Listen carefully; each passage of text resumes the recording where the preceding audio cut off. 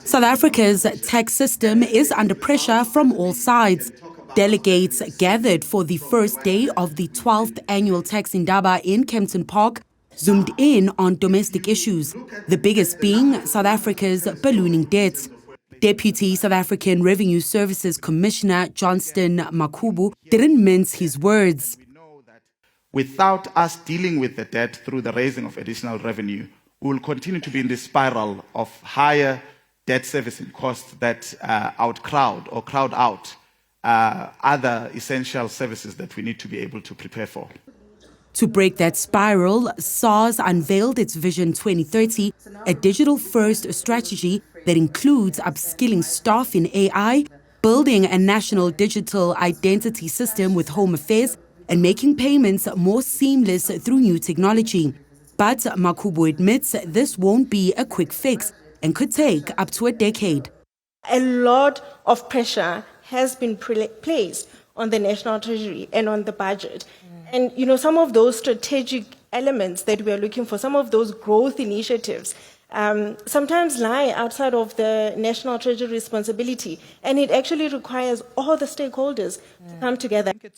Some economists argue there's low-hanging fruit to raise revenue, like simply trimming down the bloated government.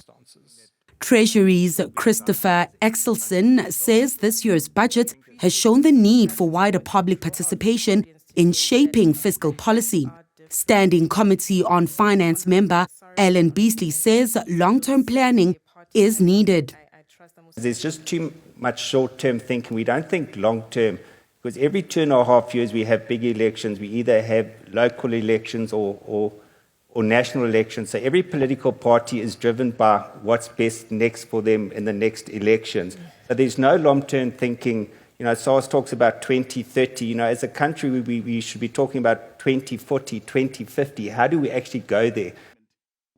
SARS is also ramping up efforts to improve trade facilitation and cross-border efficiency, following the implementation of 30% tariffs on various South African goods by the United States.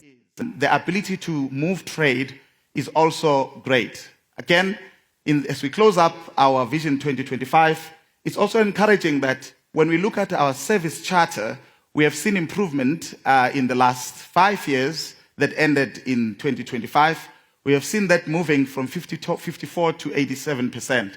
Again, the difference there of 13% tells us that these are promises that we may have not met in dealing with the tax paying world. And again, in line with continuous improvement, we acknowledge the fact that it has shifted in the right direction, but we want to hold ourselves to an even higher standard.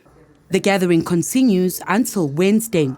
For Newzroom Africa on Channel 405, I'm Ntokozo Khumalo in Kempton Park on Gauteng's East Rand.